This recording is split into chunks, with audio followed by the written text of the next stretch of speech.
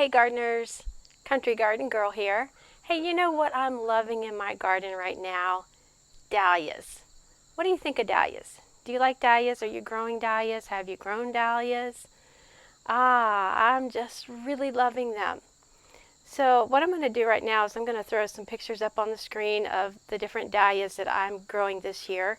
And some of them I'll put their names on, and some I don't know their names because they're grown. Some of them are grown from seed, some of them are from tubers.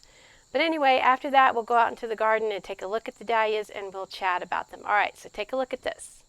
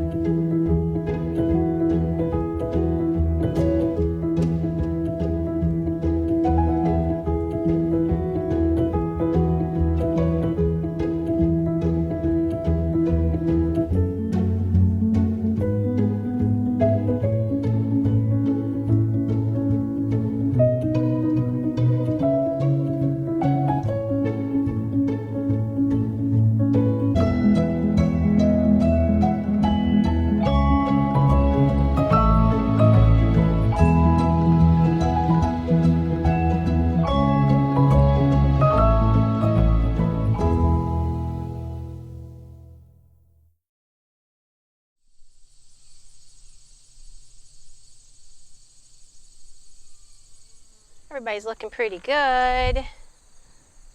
Gumfrina, you're so beautiful. I love you. We're not talking about you today, but you guys hang tight. We're going to talk about dahlias. Well, I hope you enjoyed just a little slideshow of my dahlias. I have two beds here that are full of dahlias and straw flowers. Anyway, I think we'll go over to the porch and chat more about dahlias. And so come with me. Let's go. Let's talk a couple things about dahlias, and I'm trying not to squint on you.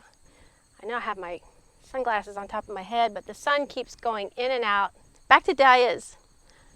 A couple things. This year I grew dahlias from tubers and by seed. I love dahlias. You know, I bought all my tubers from Longfield Gardens. I knew I was going to say that. Longfield. They're a great company. I bought a bunch of stuff from them so far. So I'm excited about Longfield Gardens. Anyway, I ordered them a little bit late, so I kind of had to get second leftovers. But that's okay. I like what I have. And so I started my seeds around mid-March. I just bought the seeds randomly. I think they were from Roar's Seeds or something. Roar's. It's hard to say. And started those around mid-March indoors under my grow lights. And dahlias are tender, so you don't want to plant them out or even your tubers until, you know, the danger of frost is past. So that's what I did with my ones that I started from seed. And then once I knew that the ground was pretty warm, I went ahead and planted my tubers from Longfield Gardens. But I planted them, saw little eyes, you know, coming up. So there's all kinds of instructions on how you plant tubers. I won't go into that, but do read the instructions if you've never planted them before. You just want to make sure you plant them the right way. So I planted them. All of the tubers that I ordered were 3 feet, supposed to get 3 feet, 36 inches or under. And so I said to myself, I do not need to stake them. Wrong. Yeah, you do need to stake your dahlias for the most part. There are some that I didn't need to stake, but you know, they get so many blooms that they get heavy and that they start to flop over if you get a heavy wind or heavy rain or something like that. So it's really important, you know, to go ahead, even if you don't think you really need to stake your tubers, stake them when you plant the tuber so that you know where the tuber is. You don't actually spear the tuber. So that was my mistake number one, but I rectified it and went ahead and once I saw I really needed to stake them, I staked them. But it was a little late, but it's okay, worked out. Another thing is when your tubers start to produce their green shoots coming up, and then they make, they have like, I think it's maybe 12 inches tall, that you want to pinch back the middle stalk, take your little snips and just cut that out so that you will have more branching on your dahlias, and then your actual flower stems will be longer. So that's an important thing. Another thing about dahlias is after they're growing and they start blooming for you, and you say, oh, they're beautiful, I don't want to cut them, but yeah, do cut them. Either, cut them when they're really nice and pretty, bring them inside, or give them away, whatever, put them in a vase. But then once the blooms start getting spent, it's really, really important to deadhead them, because if you don't deadhead your dahlias, your dahlias will stop blooming and they'll say, oh, okay, we're done. So it's important. I got some examples here. So it's kind of hard to tell sometimes a new bud versus a spent bud. But I'm going to show you, and you're going to gasp because I cut off a new bud. But this is a new bud. You see it's rounded? Then you'll know it's a new bud. This is obviously a spent bud. You can tell, it's easy. But sometimes you can't really tell because they look like this. And you might say, oh, is that a new bud or a spent bud? But when they start getting kind of elongated and oblong like that and a little bit slimy, then you know they're spent. You need to cut down as far as you can. And sometimes you might actually forfeit another bloom. But if you want longer stems, you need to cut down farther when you're deadheading, into your plant. But if you don't care about the longer stems, then you got all these little buds, shoots. You don't have to do that. But anyway, you do need to deadhead. Important. So look at that. Isn't that pretty?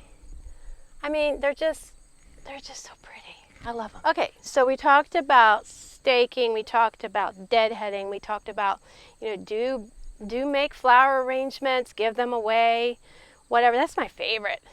A dahlia plant, one tuber, will produce so many blooms if you continue to deadhead. Okay, fertilizer. Dahlias are pretty heavy feeders, but they don't like a lot of nitrogen. Your NPK, nitrogen, phosphorus, potassium. That's what NPK stands for. You want to choose a fertilizer that is low in nitrogen, because they are heavy feeders. It's a big plant. I mean, they're taking a lot of food, and they also like a good compost.